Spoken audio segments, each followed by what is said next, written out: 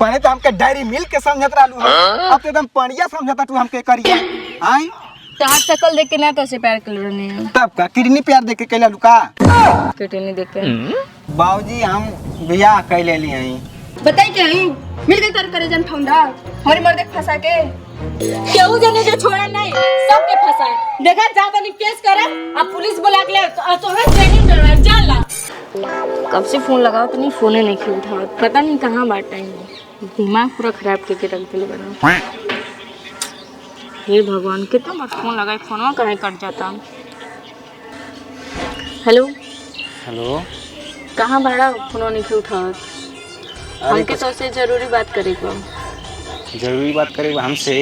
हाँ अच्छा वो का हो बतावा पहले मिला तब बताओ तुम्हें अमरूद के बगीचे में आवा और जा हम आओ तुम्हें कहो काम करती घर में कैसी आनी काम हम कुछ ना करते मिलेगा कि ना मिलेगा ये बताओ। अच्छा ठीक बा बतानी फिर बस जल्दी आओ मुझे इंतजार करो तुम। ठीक है आज हमें कब इनके बताओ तुम जब फोन करे तब फोन काटती है और जब फोन करे तब वेटिंग चाहिए पता नहीं कि अगर आजकल फोन होता है इतना तो बिजी रहता नहीं।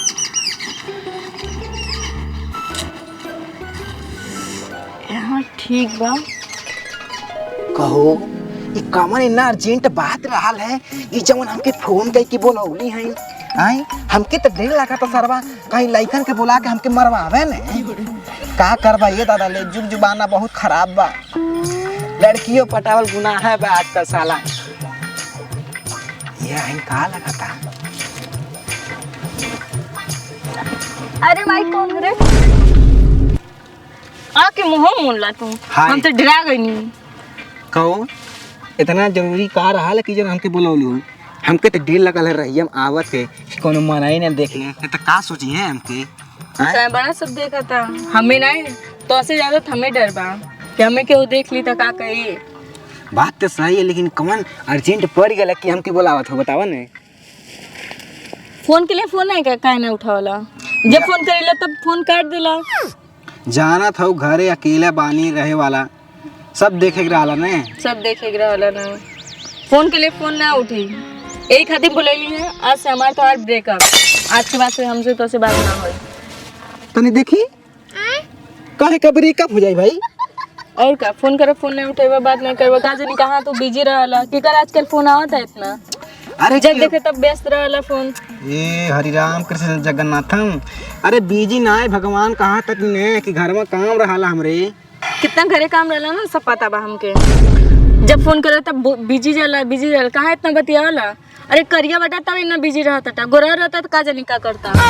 हे भगवान पहले तो हमके डायरी मिल्क के समझत रहलू अब तो एकदम पनिया समझता तू हमके करिया आई तहार शकल देख के ना तो से प्यार कर रहे हैं। तब का किडनी प्यार देख के कैला लुका किडनी देख के हम जली कि लड़का सीधा साधा बा करिया भइल त का भइल लड़का कम से कम उसका बात विचार अच्छा बा ये सोच के प्यार कर ले रहे हैं क्यों थोड़ा ना लौकता हम सीधा लौकता शकल देख के नहीं पहले तो तू कहत रहला हमार सोना चिड़ई हऊ हमार जान हऊ अब तो दूसर चिड़ई उड़ावत टा दूसरा चिड़ई उड़ावत नहीं अरे तो जब नया नया चेहरा जी रहला उसे सब प्यारे करला अच्छा से ठीक है ना बर्ताव व्यवहार अलग नहीं रहला उसे ठीक है। एक बात हमार सुन लो बतावा बोला तो क्या अब हमसे शादी करे पड़ी और वो बहुत जल्द क्या कि हमारी शादी हमारे घर वाले दूसरी जगह तय कर दिले वाला कौन जगह हो दूसरी जगह ना कर चाहता कौन जगह तने बताइबो हमके क्या पता आई लड़ना लड़का वाले देखे तो सही से बतावा हमसे करवा कि ना करवा शादी करवा कि ना करवा। परेशान भी थी यार इतने घरवा यार इमली शादी करके तैयार हुए घरे अभी यहीं में कही थे हम कहा करी चला जौन होई तो हम देखल जाई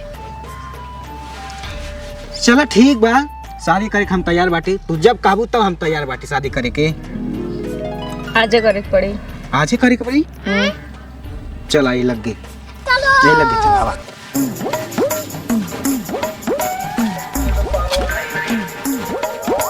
एक जनी बाना तो काने कहाँ घूमत ना अब अभी जी पता नहीं लगा दुआरी पर अब जी को मिस्त्री लगा दिल बनी जा और टाइम पास करते हैं सब काने कहाँ चल जाता लोग काम अच्छा सुना, हाँ हमार बाऊ अगर कुछ बोली है तो प्लीज बुरा मत मनिया, चुप रहिया, ठीक है ना? ठीक है। हाँ तनी घूंघन उड़ काट ला, हाई तनी ठीक से दुल्हन नहीं रह जाना ने ना। हाँ अरे यार आज के जमाना में के घूंघट अरे। उंघट कराता। थोड़ा ठीक से करा ने। हाँ अब तो क्यूट लगा ताड़ू एकदम। हमें घूंघट उंघट पसंद ना है। अरे अरे अखिलेशवा कहाँ बटे रे सनाइत, कहाँ गइल है बहू? अखिलेशवा, ए अखिलेशवा, अखिलेशवा, कहा बाबूजी? अरे एक लोटा पानी ले आ रे, बड़ा प्यास लगल बा। रुकी लेके आओ कहीं। आई दुआरिया मर पाता होता गिरल बा तो इनके बाहर एक नाही। अरे बेटा बाहर देवे चाहत रहल। बाबूजी प्रणाम। अरे सर नदी कौन है रे? बाबूजी ये हमार मेहरारू है। हम बाबूजी हम बियाह कैले लिए हैं। साले तेसे बियाह कर ले ते बता, पूरा समाज के सामने तुम्हारे मुंह पे काली पोत देले, और पगड़ी ते लाती तरी दबा देले, हमार का इज्जत रह गई दुनिया में? हाँ तो ऐसा काम मजबूरी रहल ते बियाह कर लेते, हमसे नहीं बतौले है।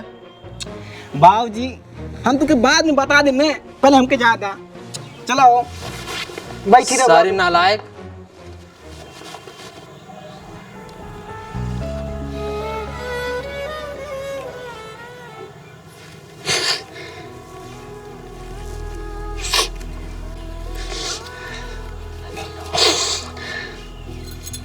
कहो अब तो खुश बाड़ू ने?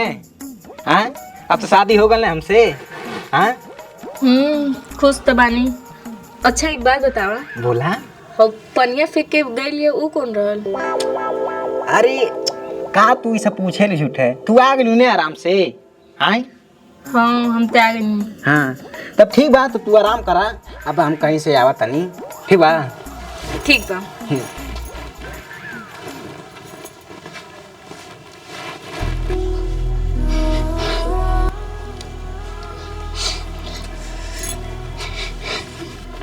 यार मत रोवा यार प्लीज, गलती हो गई यार, क्षमा कर दे प्लीज। का हो एजा का होता? कैसन तू इनके मनाओ तटा ये के है? चल बा उठ बा एजा से चलता। एजा का करत ना? ए कहां एजा? कहां जाता रे? ई कहां ई के है पहले बताइबा तनी। बताई क्या ही? मिल गई तार करे जन फौंडा हमारी मर्दे के फंसा के। कहो का सुना तनी? ए का कहा तड़ी? कैसन इनके मर्दे फंसा के? कैसन तोरे मर्दे फंसा के हो? हमार मर्द ना तहार मर्द हो। तब का बियाह के कैल बनी? बियाह के हम उड़ार के आइल बनी। कैसन हो कैसन ई उड़र के आई हम बियाह के कैल बनी कैसन? ई के है बताइबा तनी। तू पहले से शादीशुदा बेटा का? बतावा। कहो ई का सुने मिलता? तो यानी तो पहले से बियाह भइल बा, यानी तू इनोस बियाह कैले त हमोस बियाह कैलेला। अब बियाह कैले से पहले तू बतैला नहीं कि तू शादीशुदा बेटा? अरे यार तू ही तो परेशान डाल ले लो कि शादी कला या तो केहू दूसरा शादी कर जाई। अब बतावा हम का करिए जंजाल में फंस के? हमसे खुद नहीं समझ में आता कि की कर हम का मानी की कर नहीं मानी। अच्छा एक बात बतावा, जब तू शादीशुदा रहल तो उन्हें बताए चाहिए ना कि हम शादीशुदा बाटी। हमके पता रहल कि तू शादीशुदा बाटा तो हम तो से कहले रहती। जब शादीशुदा रहल तो काहे हमसे बतियैला? बतावा हमके पता रहा कि तू शादीशुदा बाटा, तो से बियाह नहीं कर। खबरदार दे हमारी मर्दे के हाथ। अच्छा तो कैसे बात है जिसके चल का हाथ तोड़ दे। अरे सर ई का होता रे दुआरी पे?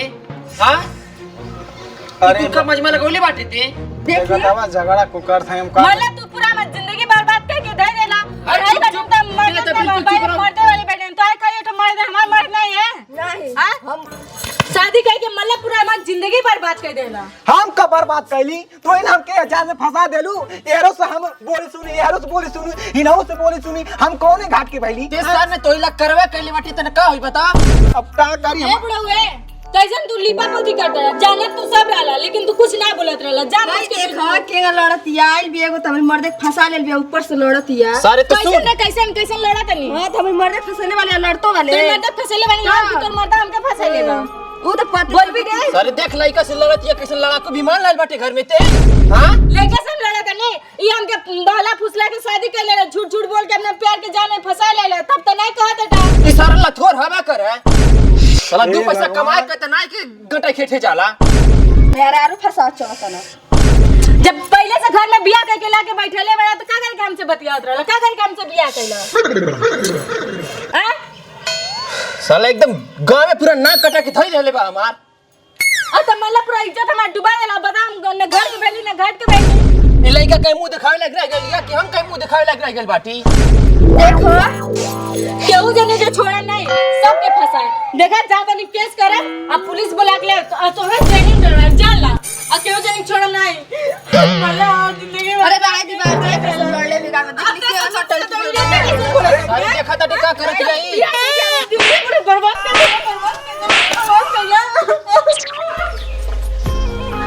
सारे देखा दियो कहां जाती है जो दे पकड़ जो साले घर भर के जिंदगी बर्बाद कर देबे ते। चल बेटा घर में ते चल। साला लतखोर पैदा हो गइल बा हमारे घर में ही कुलायक हो गइल बा कुलायक जन्मल बा ई साला।